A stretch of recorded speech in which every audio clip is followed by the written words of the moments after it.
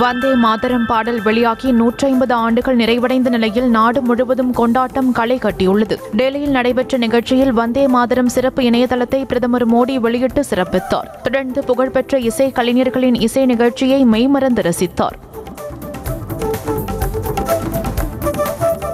வந்தே மாதரம் பாடல் வெறும் பாடலாக மட்டுமில்லாமல் எதிர்காலத்திற்கான தைரியத்தை கொடுப்பதாக பிரதமர் மோடி நிகழ்ச்சி தெரிவித்தார். வந்தே மாதரம் பாடலின் 150வது ஆண்டு விழாவில் பேசிய அவர், நாட்டின் ஒற்றுமை சின்னமாக வந்தே மாதரம் பாடல் விளங்குவதாக பெருமிதம் தெரிவித்தார்.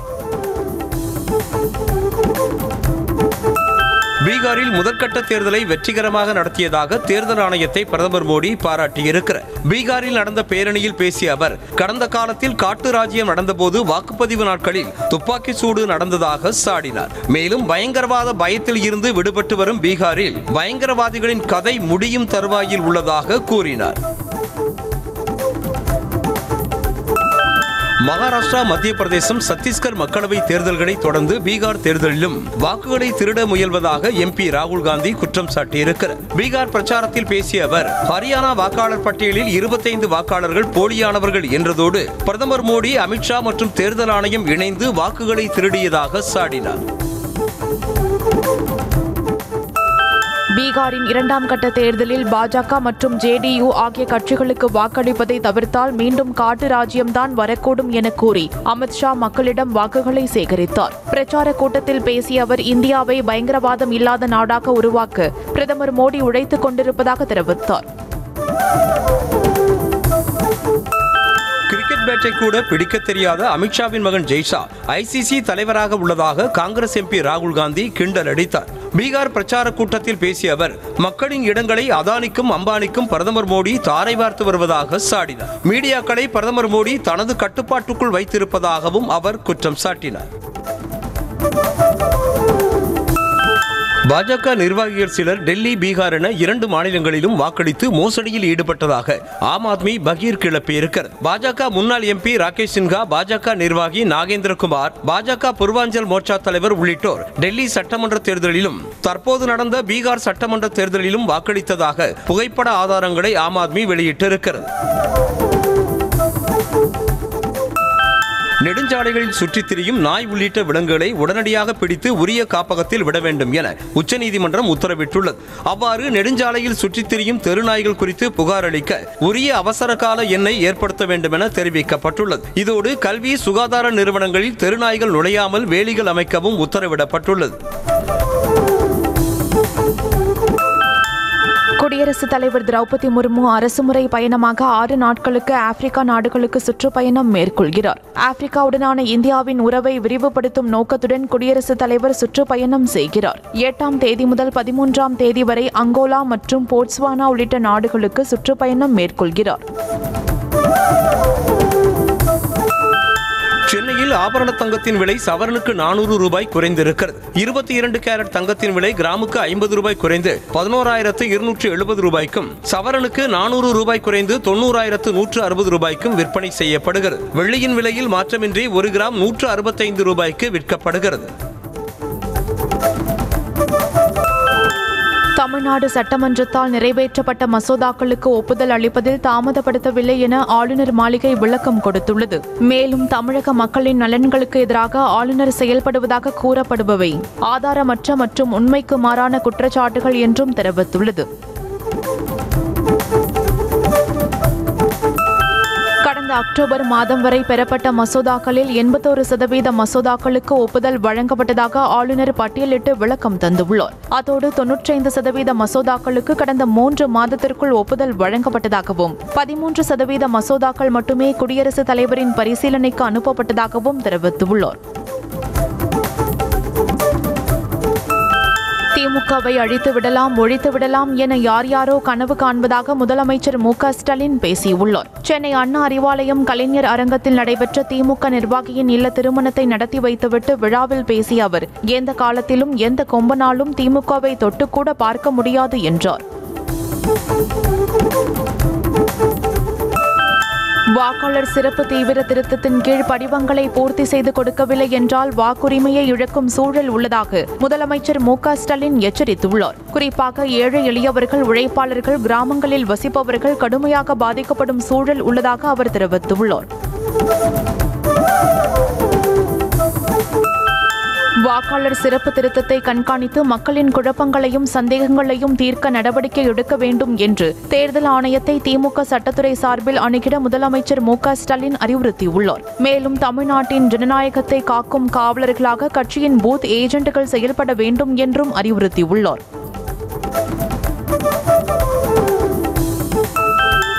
எந்த நேரத்திலும் எங்கும் பெண்களால் நிம்மதியாக பாதுகாப்பாக இருக்க முடியாத ஒரு பதற்றமான நிலையை உருவாக்கியிருப்பதாக இபிஎஸ் கண்டனம் தெரிவித்துள்ளார். அவர் வெளியிட்டுள்ள எக்ஸ் தள பதிவில் திமுக ஆட்சியில் குற்றவாளிகளுக்கு கொஞ்சம் கூட சட்டத்தின் மீதோ காவல்துறை நடவடிக்கை மீதோ அச்சமே இல்லை என கடுமையாக சாடியுள்ளார்.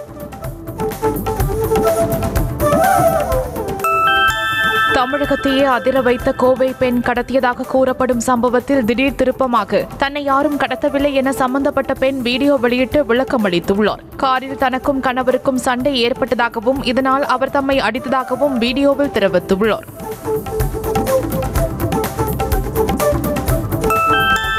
இரண்டாயிரத்து 11ஆம் ஆண்டில் அதிமுக தலைமையிலான கூட்டணியில் நீடிக்க வைகோ விரும்பவில்லை என ஜெயலலிதாவிடம் ஓபிஎஸ் பொய் சொன்னதாக மதிமுக பொதுச் செயலாளர் வைகோ குற்றம் சாட்டினார். எழும்பூரில் உள்ள கட்சி தலைமை அலுவலகத்தில் நடந்த நிர்வாக குழு கூட்டத்தில் பேசிய அவர் அப்போது செய்த தவறுக்கு தற்போது ஓபிஎஸ் அனுபவித்துக் கொண்டிருப்பதாக சாடினார்.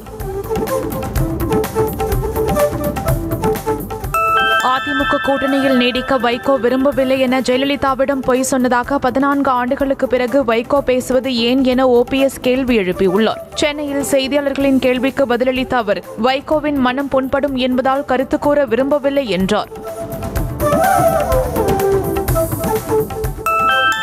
அதிமுகவை ஒன்றிணைக்குமாறு தனக்கு பாஜக தான் அறிவுறுத்தியதாக கட்சியில் இருந்து நீக்கப்பட்ட செங்கோட்டையன் தெரிவித்திருக்கிறார். ஈரோடு மாவட்டம் கோபிச்செட்டிப்பாளையத்தில் பேட்டியளித்த அவர் அதிமுகவை இபிஎஸ் குடும்பம்தான் வழி நடத்துவதாகவும் கட்சியில் இருக்கும்போது வாரிசு அரசியல் குறித்து பேசியிருந்தால் அன்றே கட்சியை விட்டு நீக்கியிருப்பார்கள் என்றும் கூறினார். அதிமுகவை ஒருங்கிணைக்க வேண்டுமென பாஜக யாரிடம் கூறியது என கேள்வி எழுப்பிய நயினார் நாகேந்திரன் செங்கோட்டையன் பின்னணியில் திமுக உள்ளதோ என சந்தேகம் இருப்பதாக கூறினார். திருப்பூர் மாவட்டம் தொட்டிப்பாளையத்தில் பேட்டியளித்த அவர் பாஜகவில் யாரை பார்த்தார், யாரிடம் பேசினார் என்பது குறித்து செங்கோட்டையன் விளக்க வேண்டும் என்றார்.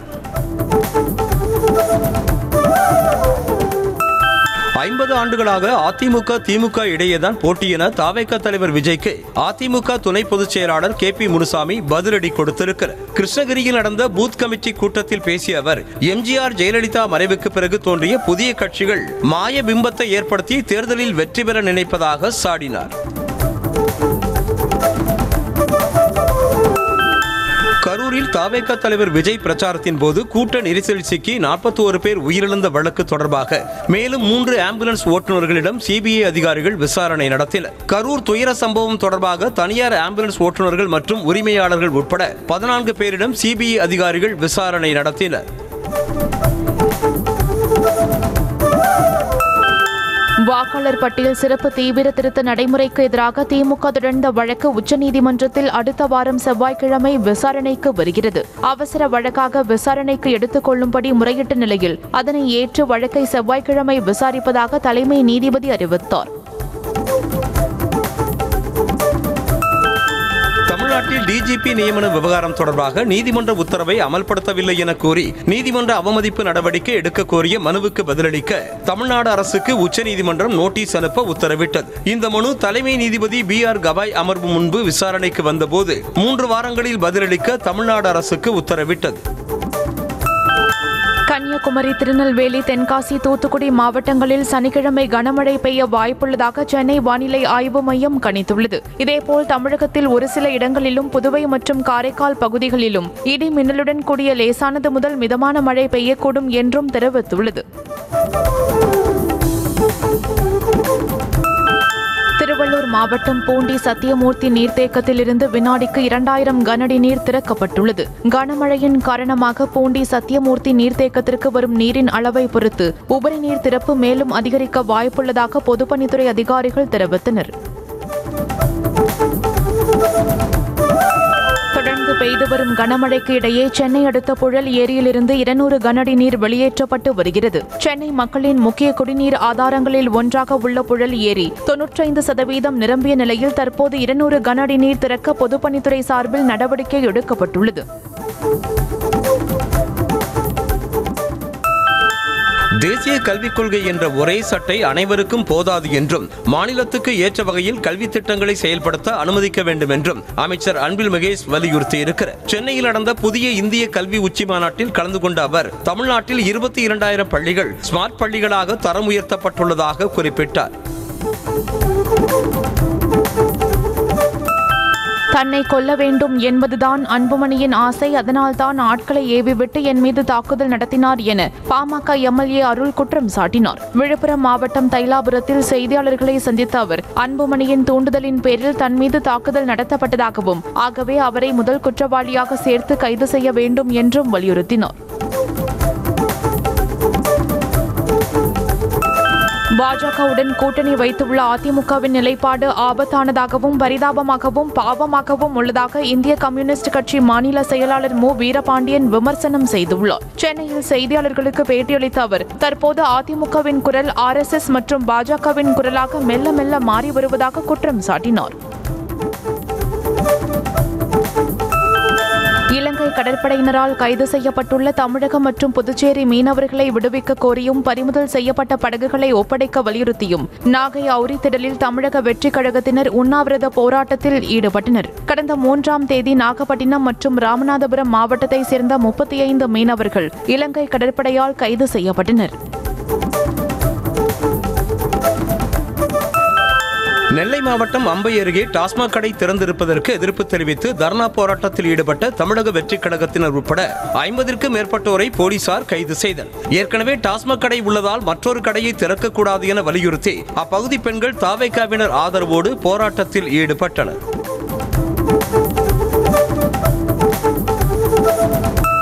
சென்னையில் 20க்கும் மேற்பட்ட நாடுகளின் துணை தூதரகங்கள் மற்றும் நுங்கம்பாக்கம் சாஸ்திரி பவனில் உள்ள அமலாக்கத்துறை தலைமை அலுவலகத்திற்கும் வெடிகுண்டு மிரட்டல் விடுக்கப்பட்டதால் பரபரப்பு ஏற்பட்டது. அமெரிக்கா, ரஷ்யா, பிரிட்டன் என வெடிகுண்டு மிரட்டலுக்குள்ளான அனைத்து துணை தூதரகங்களிலும் போலீசார் தீவிர சோதனையில் ஈடுபட்டனர்.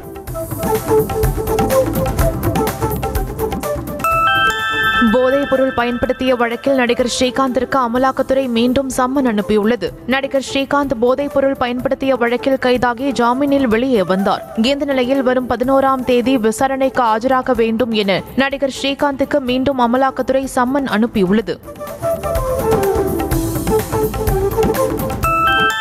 சென்னை தண்டையார்பேட்டையில் நர்சிங் மாணவியுடன் இருசக்கர வாகனத்தில் சென்ற 8 வயது சிறுமி ஸ்கூட்டரில் இருந்து நிலைத்தடுமாறி கீழே விழுந்ததில் பின்னால் சென்ற குப்பை லாரி சிறுமியின் மீது ஏறி இறங்கியதில் உயிரிழந்தார். கைலாசம் நகரில் உள்ள குடியிருப்பில் வசித்து வந்த வெங்கடேசன் என்பவருடைய மகள் நர்சிங் மாணவியின் ஸ்கூட்டரில் சித்தி வீட்டிற்கு சென்றபோது விபத்தில் சிக்கினார்.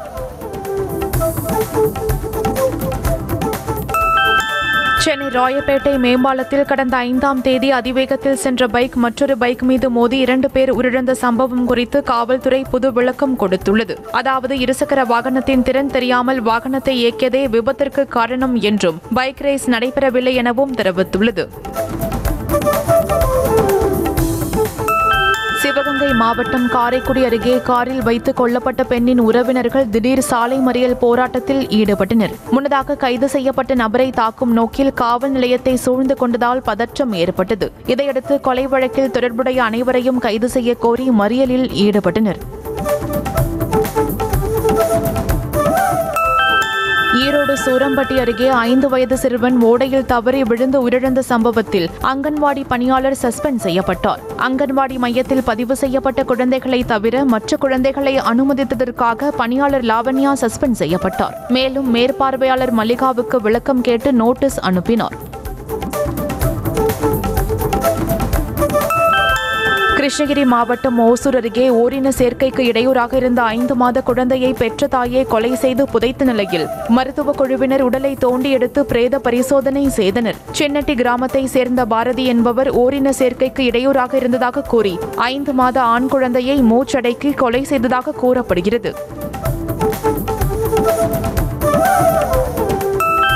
கிருஷ்ணகிரி மாவட்டம் வன்னியபுரத்தில் மகளிர் தங்கும் விடுதியில் ரகசிய கேமரா வைக்கப்பட்ட விவகாரத்தில் கைதான நீலுகுமாரி குப்தாவின் நண்பர் ரவி பிரதாப் சிங்கை டெல்லியில் வைத்து போலீசார் கைது செய்தனர். பெங்களூருவில் தங்கியிருந்த அவர் அங்கிருந்து பல இடங்களுக்கு தப்பி சென்ற நிலையில் கடைசியாக டெல்லியில் போலீசிடம் பிடிபட்டார். மதுரையில் அரசு உதவி பெறும் பள்ளியில் மாணவிகளுக்கு பாலியல் தொந்தரவு அளித்த ஆசிரியர் மீதும் அவர் மீது நடவடிக்கை எடுக்காத தலைமை ஆசிரியர் மற்றும் உதவி தலைமை ஆசிரியர் மீதும் போக்சோ வழக்கு பதிவு செய்யப்பட்டுள்ளது. பாலியல் தொந்தரவு கொடுப்பதாகவும் வகுப்பில் ஆபாசமாக பேசுவதோடு தவறான வீடியோக்களை காண்பித்து அத்துமீறுவதாகவும் ஆசிரியர் மீது மாணவிகள் தலைமை ஆசிரியரிடம் புகார் அளித்ததாக கூறப்படுகிறது. விருதுநகர் மாவட்டம் சாத்தூர் அருகே உரை கிணற்றில் இருவர் மர்மமான முறையில் இறந்து கிடந்த சம்பவத்தில் தோட்ட உரிமையாளர்கள் 2 பேரை போலீசார் கைது செய்தனர். விசாரணையில் கோயிலுக்கு அருகில் உள்ள விளைநிலத்தில் பன்றிக்காக போடப்பட்ட மின்கம்பியில் சிக்கி இருவரும் இறந்தது தெரிய வந்தது. இதை அறிந்த தோட்ட உரிமையாளர்கள் மணிகண்டன் மற்றும் சுதாகர் சடலத்தை கிணற்றில் வீசியுள்ளனர். கிருஷ்ணகிரி மாவட்டம் காவேரிப்பட்டினம் அருகே கள்ளச்சந்தையில் மது விற்பனை செய்த பெண்ணின் தலையில் கல்லை போட்டு கொலை செய்த நபர் காவல் நிலையத்தில் சரணடைந்தார். 200 ரூபாய் கொடுத்தால்தான் மது என கூறிய நஞ்சம்மாள் ஆபாசமாக பேசி மாரியப்பனை அடித்ததாக கூறப்படுகிறது. இதனால் ஆத்திரமடைந்த மாரியப்பன் நஞ்சம்மாள் தூங்கியவுடன் கல்லை போட்டு கொன்றார். சென்னை மயிலாப்பூரில் நொச்சிக்குப்பம் எதிரே மெரினா கடற்கரையில் தலையில் இரத்த காயங்களுடன் மீட்கப்பட்ட நபர் சிகிச்சை பலனின்றி உயிரிழந்த நிலையில் கொலையாளிகள் குறித்து போலீசார் விசாரணை நடத்தி வருகின்றனர். உயிரிழந்த நபர் கீழ்ப்பாக்கம் சாஸ்திரி நகரை சேர்ந்த ஆட்டோ ஓட்டுநர் அந்தோணி என்பது தெரிய வந்தது. தென்காசி மாவட்டத்தில் உள்ள கல்குவாரிகளில் ட்ரோன் மூலம் அளவீடு செய்து அறிக்கையை தாக்கல் செய்ய தமிழக அரசுக்கு உயர்நீதிமன்ற மதுரை கிளை உத்தரவிட்டுள்ளது. இது தொடர்பான வழக்கு நீதிபதிகள் அனிதா, சுமந்த், குமரப்பன் அமர்வில் விசாரணைக்கு வந்தபோது தென்காசி மாவட்டத்தில் மொத்தமுள்ள 45 கல்குவாரிகளை ட்ரோன் மூலம் அளவீடு செய்யும் பணிகள் முடிவடைந்துள்ளதாக அரசு தரப்பில் தெரிவிக்கப்பட்டது.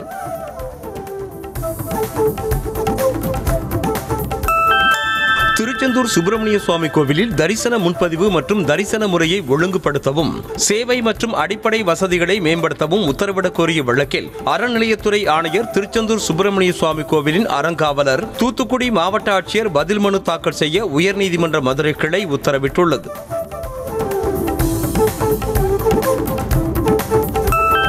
காஞ்சிபுரம் மாவட்டம் புத்தகரம் கிராமத்தில் உள்ள முத்து கொளக்கியம்மன் கோவிலுக்குள் தலித் மக்கள் சென்று வழிபட எந்த தடையும் இல்லை என சென்னை உயர்நீதிமன்றம் தெரிவித்துள்ளது. தலித் மக்களை கோயிலுக்குள் அனுமதிப்பதில்லை என வழக்கு தொடர்ந்த செல்வராஜ் என்பவர் பிற சாதிகளை சேர்ந்தவர்களின் தூண்டுதலின் பேரில் அறநிலையத்துறை அதிகாரிகள் செயல்படுவதாகவும் குற்றம் சாட்டியிருந்தார். காஞ்சிபுரம் வரதராஜ பெருமாள் கோவிலில் மாயமானதாக கூறப்படும் பள்ளி உருவ சிலைகள் கோயிலின் நகை கொட்டகையில் பத்திரமாக உள்ளதாக இந்து சமய அறநிலையத்துறை அதிகாரிகள் தெரிவித்துள்ளனர். மூலவர் சன்னதியின் வெளிப்பிரகாரத்தில் வடக்கு மூலையில் இருந்த பள்ளி சிலைகள் திருப்பணி காரணமாக தெற்கு பக்கத்தில் இடமாற்றம் செய்யப்பட்டது தெரிய வந்தது.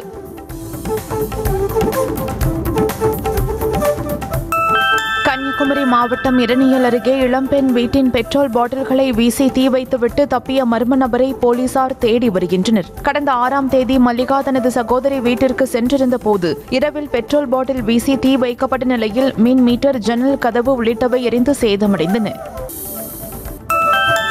நீலகிரி மாவட்டம் உதகையில் உள்ள மரபியல் பூங்காவில் 40 லட்சம் ரூபாய் மதிப்பீட்டில் நாய்களுக்கான பிரத்யேக பூங்கா அமைக்கப்பட்டு வருகிறது. தமிழ்நாட்டில் முதல் முறையாக நாய்களுக்கென அமைக்கப்பட உள்ள இந்த பூங்காவில் சுற்றுலா பயணிகள் தாங்கள் அழைத்து வரும் நாய்களை விட்டுவிட்டு சுற்றுலா தலங்களை பார்க்க செல்லலாம்.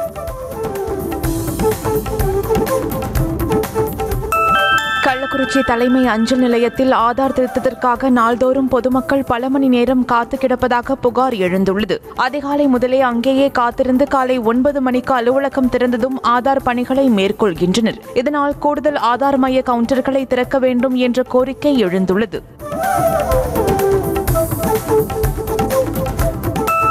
சிவகங்கை மாவட்டம் காரைக்குடியில் அடர்ந்த வனப்பகுதியில் காருக்குள் பெண் கொலை செய்யப்பட்ட சம்பவத்தில் ஒருவரை போலீசார் கைது செய்தனர். மகேஸ்வரிக்கு கார் ஓட்ட கற்றுக் கொடுக்கும் போது பழக்கம் ஏற்பட்டதாகவும் பணம் கொடுக்கல் வாங்கல் தகராறில் மகேஸ்வரியை கல்லால் அடித்துக் கொன்றதாகவும் சசிகுமார் வாக்குமூலம் அளித்ததாக போலீசார் தெரிவித்தனர்.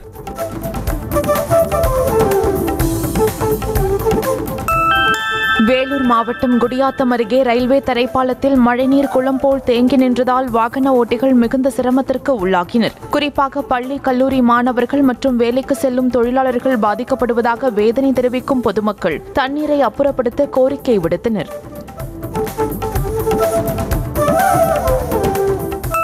கிருஷ்ணகிரி மாவட்டம் போச்சம்பள்ளி அடுத்த வெப்பாளம்பட்டி கிராமத்தில் உள்ள தொடக்கப்பள்ளி வளாகத்தில் மழைநீர் தேங்கி சேரும் சகதியுமாக உள்ளதாக பெற்றோர் வேதனை தெரிவித்துள்ளனர். இதனால் சுகாதார சீர்கேடு ஏற்பட்டுள்ளதாகவும் விரைந்து சீரமைக்க வேண்டும் என அவர்கள் கோரிக்கை விடுத்துள்ளனர்.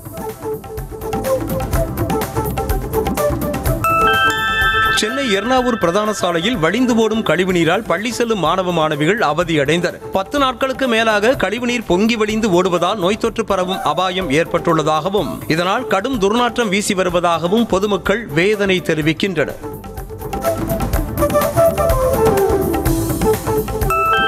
மதுரை வாடிப்பட்டி அருகே நெல் கொள்முதல் நிலையத்தில் நெல்லை கொள்முதல் செய்ய மூட்டைக்கு 55 ரூபாய் லஞ்சம் பெறுவதாக நியூஸ் தமிழில் வெளியான செய்தி எதிரொலியாக பணம் வாங்காமல் கொள்முதல் செய்ய அதிகாரிகள் உத்தரவிட்டதால் விவசாயிகள் மகிழ்ச்சி அடைந்தனர். தனிச்சயம் அரசு கொள்முதல் நிலையத்தில் ஆய்வு செய்த அதிகாரிகள் விவசாயிகளிடமிருந்து எந்தவித பணமும் பெறக்கூடாது என உத்தரவிட்டனர்.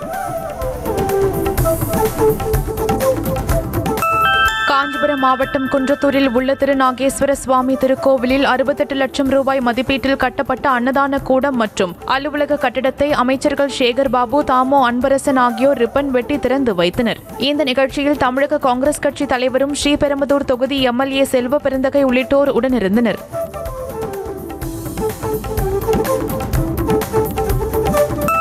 சென்னை பெருங்குடியில் தனியார் ஐடி நிறுவனத்தில் கடந்த 3 மாதங்களாக சம்பளம் வழங்கவில்லை என குற்றம் சாட்டி 8 மணி நேரமாக ஊழியர்களால் சிறைப்பிடித்து வைக்கப்பட்ட சிஇஓவை போலீசார் மீட்டனர். ஐடி நிறுவனம் ஆரம்பித்து 4 மாதங்களே ஆன நிலையில் இன்று நாளை என சம்பளம் வழங்காமல் அலைக்கழித்ததாக கூறப்படுகிறது.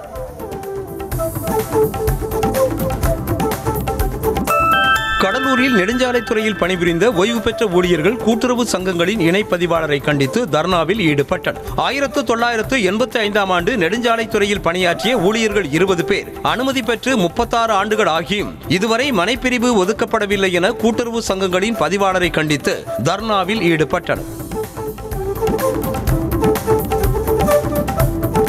சேலத்தில் டால்மியா அருகே சாயப்பட்டறை பூங்கா திறப்பதற்கு எதிர்ப்பு தெரிவித்து பொதுமக்கள் போராட்டத்தில் ஈடுபட்டனர். 800 கோடி ரூபாய் மதிப்பீட்டில் டெக்னோ கலர் பார்க் என்ற பெயரில் சாயப்பட்டறை அமைக்கப்படும் என அறிவிக்கப்பட்டு பணிகள் நடைபெற்று வருகின்றன. இந்நிலையில் மக்களின் எதிர்ப்பு காரணமாக திறப்பு விழா நிறுத்தி வைக்கப்பட்டது.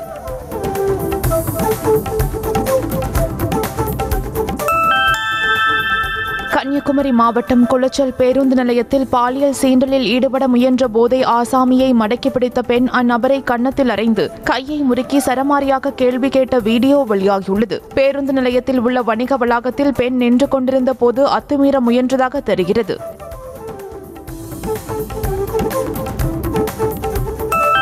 ராணிப்பேட்டை மாவட்டம் நெமிலியில் மாவட்டத்திலேயே முதல் முறையாக ஒன்றிய குழுவில் மாற்றுத்திறனாளி பெண் நியமனக்குழு உறுப்பினராக நியமனம் செய்யப்பட்டிருக்கிறார். அதற்கான சான்றிதழை நெமிலி ஒன்றிய குழு தலைவர் வடிவேலு மாற்றுத்திறனாளியான நியமனக்குழு உறுப்பினர் உமாவிடம் வழங்கி வாழ்த்து தெரிவித்தார்.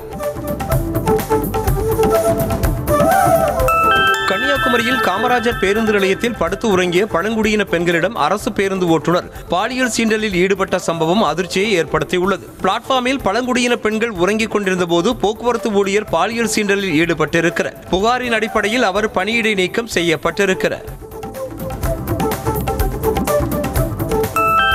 சென்னையை அடுத்த சித்துக்காடு பகுதியில் தனியார் தொழிற்சாலைகளுக்கு உணவு தயாரிக்கும் உணவு கூடத்தில் கேஸ் கசிவால் ஏற்பட்ட தீ விபத்தில் இருப்பில் இருந்த மளிகை பொருட்கள் எரிந்து சேதமடைந்தன. தகவல் அறிந்து சென்ற தீயணைப்பு வீரர்கள் சுமார் 1 மணி நேரம் போராடி தீயை கட்டுக்குள் கொண்டு வந்தனர். சேலம் மாவட்டம் மேட்டூர் அருகே அடுத்தடுத்து திருட்டு சம்பவங்கள் நடந்த நிலையில் மளிகை கடையின் பூட்டை உடைத்து மர்ம நபர்கள் திருடி சென்ற சிசிடிவி காட்சி வெளியாகியுள்ளது. பொட்டனேரியில் செந்தில் என்பவரின் கடையில் திருடிய நபர்கள் முன்னதாக RS பகுதியில் உள்ள டாஸ்மாக் கடையின் கதவை உடைத்து 50 மது பாட்டில்களை திருடினர்.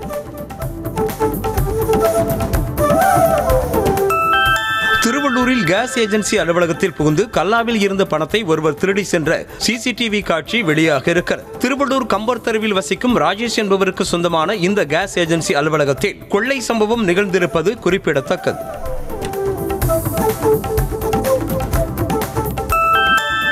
மாவட்டம் மரக்காணம் அருகே வாலிபரிடம் 2 சவரன் தங்கச்செயினை பறித்து சென்ற 3 திருநங்கைகள் கைது செய்யப்பட்டனர். பழுதான தனது மோட்டார் பைக்கை சாலையோரம் நிறுத்திவிட்டு சரி செய்து கொண்டிருந்த போது அந்த வழியாக காரில் வந்த 3 திருநங்கைகள் அந்த வாலிபர் அணிந்திருந்த தங்கச்செயினை பறித்து சென்றனர். சிசிடிவி கேமராக்களில் பதிவான காட்சிகளை வைத்து கைது செய்தனர்.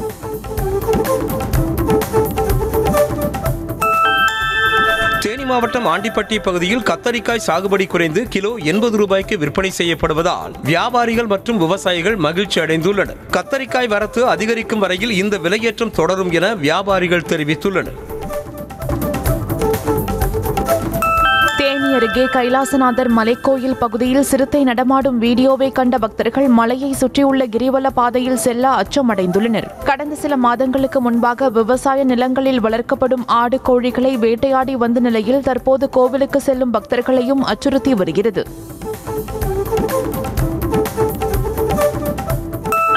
திருப்பூர் மாவட்டம் உடுமலை மூணாறு சாலையில் காட்டு யானையிடமிருந்து சுற்றுலா பயணி உயிர் தப்பிய வீடியோ வைரலாகி வருகிறது. யானைகள் கூட்டம் சாலையை கடக்க முயன்ற போது அவ்வழியாக இருசக்கர வாகனத்தில் சென்ற சுற்றுலா பயணி ஹாரன் அடித்து யானைகளை தொந்தரவு செய்ததாக கூறப்படுகிறது. இதனால் ஆத்திரமடைந்த யானை சுற்றுலா பயணியை துரத்தியது.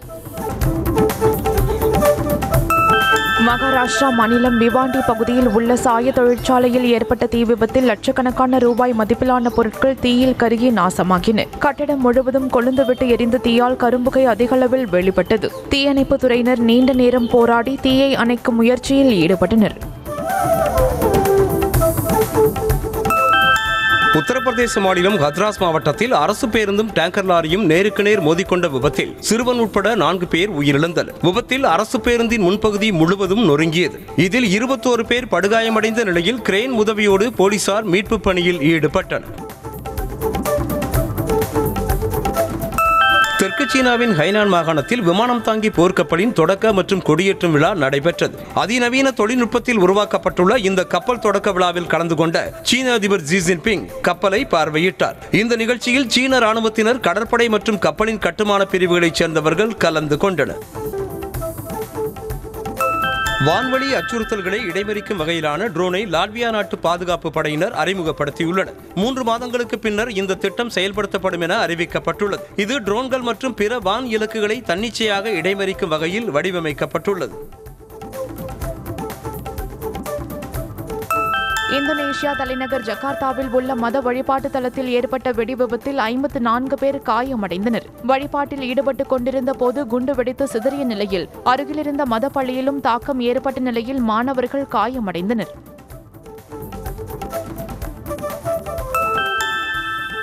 உலகில் பெரும் பணக்காரரும் டெஸ்லா சிஇஓவுமான எலான் மஸ்க் ரோபோக்களுடன் நடனமாடி அசத்தினார். டெஸ்லா நிறுவனத்தின் ஆண்டு விழா தொழிற்சாலையில் நடைபெற்றது. அப்போது எலான் மஸ்க் டான்சிங் ரோபோவை போன்றே நடனமாடி ஊழியர்களை உற்சாகப்படுத்தினார். உலகின் பழமையான சிலந்தியின் புதைப்படிவம் ஜெர்மனியில் கண்டுபிடிக்கப்பட்டுள்ளது. இந்த சிலந்தியின் புதைப்படிவம் 310 மில்லியன் ஆண்டுகள் பழமையானது என கூறப்படுகிறது. அதன் கால்களும் நூற்புறுப்புகளும் படிவத்தில் தெளிவாக காணப்படுகின்றன. இந்தியா ஆஸ்திரேலியா அணிகளுக்கு இடையிலான 5வது மற்றும் கடைசி T20 போட்டி சனிக்கிழமை நடைபெறுகிறது. இந்த தொடரில் 2-1 என்ற கணக்கில் இந்திய அணி முன்னிலையில் இருக்கும் நிலையில் கடைசி போட்டியிலும் வெற்றி பெற்று இந்திய அணி தொடரை வெல்லுமா என்ற எதிர்பார்ப்பு ரசிகர்கள் மனதில் எழுந்திருக்கிறது. 6 வீரர்கள் மற்றும் 6 ஓவர்களை மட்டுமே கொண்டு நடத்தப்படும் ஹாங்காங் சிக்ஸர்ஸ் கிரிக்கெட் தொடரின் லீக் ஆட்டத்தில் பாகிஸ்தான் அணியை வீழ்த்தி இந்தியா வெற்றி பெற்றது. முதலில் பேட்டிங் செய்த இந்திய அணி 6 ஓவர்கள் முடிவில் 86 ரன்களை எடுத்தது. பின்னர் பாகிஸ்தான் அணி களமிறங்கி ஆடிய போது 3 ஓவர்களில் 41 ரன்கள் எடுத்திருந்த போது மழை குறுக்கிட்டது. இதனால் DLS முறைப்படி இந்தியா வென்றதாக அறிவிக்கப்பட்டது. கிரிக்கெட் போட்டிகளில் சரிக்கு சமமான அளவு கூட வெற்றி பெறாத பாகிஸ்தான் அணியை இந்தியாவின் போட்டியாளர் என்று கூற முடியாது என கூறிய சூரியகுமாரின் கருத்தை அந்நாட்டு வீரரான அஷான் கான் ஒப்புக்கொண்டிருக்கிறார். இது தொடர்பாக பேசிய அவர் ICC போட்டிகளை வைத்து பார்க்கும்போது சூரியகுமார் சொன்னது உண்மைதான் என்றார்.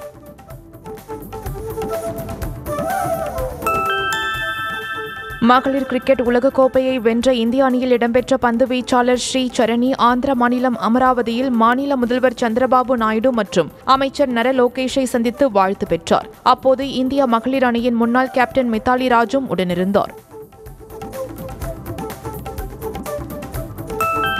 உலகக்கோப்பை வென்ற இந்திய அணியில் இடம்பெற்ற மேற்கு வங்க வீராங்கனை ரிச்சா கோஷுக்கு அவரது சொந்த ஊரில் உற்சாக வரவேற்பு அளிக்கப்பட்டது. சிலிகுரி பகுதியில் ஜீப்பில் சென்ற அவர் மீது பூக்களை தூவியும் மேளதாளங்களுடன் தடல் புடலாக வரவேற்றனர்.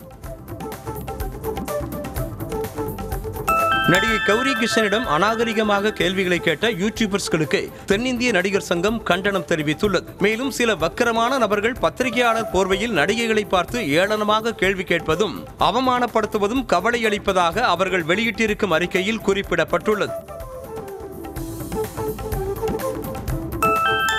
திரைப்பட நிகழ்ச்சி ஒன்றில் நடிகை கௌரி கிஷனின் எடை குறித்து யூடியூபர் ஒருவர் எழுப்பிய கேள்வி சர்ச்சையாக உருவெடுத்திருக்கும் நிலையில் நடிகை குஷ்பு கடும் கண்டனம் தெரிவித்திருக்கிறார். ஒரு பெண்ணின் எடை எவ்வளவு என கேட்பது அவர்களின் வேலை அல்ல என குஷ்பு எக்ஸ் தளத்தில் காட்டமாக பதிவிட்டிருக்கிறார்.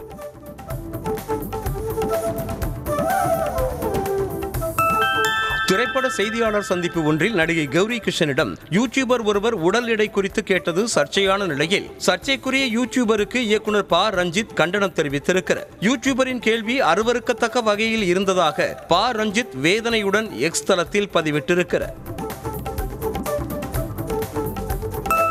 புரோக்கோட் திரைப்படத்தின் விளம்பரங்களை நீக்காததால் ரவி மோகன் மீது மதுபான தயாரிப்பு நிறுவனம் நீதிமன்ற அவமதிப்பு வழக்கு தாக்கல் செய்துள்ளது. புரோக்கோட் என்ற பெயரில் மதுபானம் தயாரித்து வரும் இண்டோஸ்பிரிட் பிவரேஜஸ் நிறுவனம் தொடர்ந்த வழக்கில் படத்தின் விளம்பரங்கள் மற்றும் வெளியீட்டுக்கு புரோக்கோட் தலைப்பை பயன்படுத்த டெல்லி உயர்நீதிமன்றம் இடைக்கால தடை விதித்தது. கமல்ஹாசனின் நாயகன் திரைப்படத்தின் மறு வெளியீட்டுக்கு தடை விதிக்க சென்னை உயர்நீதிமன்றம் மறுப்பு தெரிவித்துள்ளது. எஸ்ஆர் பிலிம் ஃபேக்டரி நிறுவனம் சார்பாக தொடரப்பட்ட மனுவை விசாரித்த நீதிமன்றம் ஒப்பந்தத்தின் அடிப்படையில் மட்டுமே படம் மறு வெளியீடு செய்யப்பட்டிருப்பதால் மறு வெளியீட்டிற்கு இடைக்கால தடை விதிக்க மறுத்துவிட்டது. கமல்ஹாசனின் 71வது பிறந்தநாளை முன்னிட்டு பல்வேறு திரைப்பிரபலங்கள் சமூக வலைதளம் வாயிலாக வாழ்த்துக்களை தெரிவித்தனர். கமல்ஹாசன் நடித்த திரைப்படங்களில் உள்ள காட்சிகளை எடிட் செய்து சமூக வலைதளங்களில் பதிவிட்டு ரசிகர்கள் வாழ்த்துக்களை கூறினர். கமல்ஹாசனின் பிறந்த நாளை முன்னிட்டு அவருடைய 237 படக்குழு தொடர்பான அதிகாரப்பூர்வ அறிவிப்பு வெளியாக இருக்கிறது. அன்பரிவ் மாஸ்டர்ஸ் இயக்கத்தில் உருவாகும் இத்திரைப்படத்தின் படக்குழு தொடர்பான புகைப்படங்களும் அதில் இடம்பெற்றுள்ளன. அதன்படி படத்திற்கு ஜாக்ஸ் பிஜாய் இசையமைக்க உள்ளார். ராஜமௌலி மகேஷ் பாபு கூட்டணியில் உருவாகி வரும் வரலாற்று பின்னணி கொண்ட கதையில் முக்கிய வேடத்தில் நடிக்கும் மலையாள நடிகர் பிருத்திவிராஜின் கதாபாத்திரத்தின் போஸ்டர் வெளியாக இருக்கிறது. கும்பா என்ற கதாபாத்திரத்தில் SSMB29 திரைப்படத்தில் பிருத்திவிராஜ் நடித்து வருகிறார்.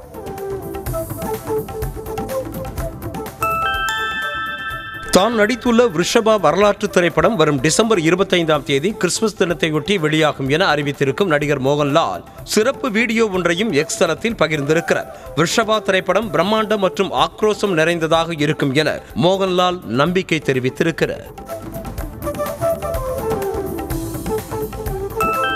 விஜய் தேவரகொண்டா ராஷ்மிகாவின் திருமணம் ராஜஸ்தான் மாநிலத்தில் உள்ள உதய்பூர் அரண்மனையில் அடுத்த ஆண்டு பிப்ரவரி மாதம் 26ஆம் தேதி நடத்த திட்டமிட்டுள்ளதாக தகவல் வெளியாகியுள்ளது. இதற்கான அதிகாரப்பூர்வ அறிவிப்பை மணமக்களின் வீட்டார் விரைவில் அறிவிப்பார்கள் என்று எதிர்பார்க்கப்படுகிறது. ராம் சரண் ஜான்வி கபூர் நடிப்பில் உருவாகி வரும் பெட்டி திரைப்படத்தின் சிக்ரி சிக்ரி பாடல் வீடியோ வெளியாகி ரசிகர்களிடையே வரவேற்பை பெற்று வருகிறது. புஜ்ஜிபாபு சனா இயக்கி வரும் இத்திரைப்படத்திற்கு AR ரஹ்மான் இசையமைத்து வருகிறார். அடுத்த ஆண்டு மார்ச் 26ஆம் தேதி பெட்டி திரைப்படம் திரையரங்குகளில் வெளியாகிறது. கத்தனார் திரைப்படத்தில் அனுஷ்காவின் ஃபர்ஸ்ட் லுக் போஸ்டர் ரசிகர்களின் கவனத்தை ஈர்த்துள்ளது. அனுஷ்கா இப்படத்தின் மூலம் மலையாளத்தில் அறிமுகமாகியுள்ளார். இந்த படம் 9ஆம் நூற்றாண்டை சேர்ந்த புகழ்பெற்ற கிறிஸ்தவ பாதிரியார் கடமடத்து கத்தனாரின் வாழ்க்கையை பற்றியது என்பது குறிப்பிடத்தக்கது. பாலிவுட் தம்பதியான கத்ரினா கைஃப், விக்கி கௌஷலுக்கு ஆண் குழந்தை பிறந்ததாக அறிவித்துள்ளனர். கடந்த 2021ஆம் ஆண்டு பாலிவுட் நடிகர் விக்கி கௌஷலை கத்ரினா கைஃப் காதலித்து திருமணம் செய்து கொண்ட நிலையில் தற்போது ஆண் குழந்தை பிறந்திருக்கிறது. Ducati Multistrada V4 Pikes Peak bike இந்திய சந்தையில் அறிமுகம் செய்யப்பட்டிருக்கிறது. இந்த பைக்கின் விலை 36,16,700 ரூபாய் என நிர்ணயம் செய்துள்ளது. இந்த பைக்கின் டெலிவரி உடனடியாக தொடங்கும் என்று டுகாட்டி சார்பில் அறிவிக்கப்பட்டிருக்கிறது.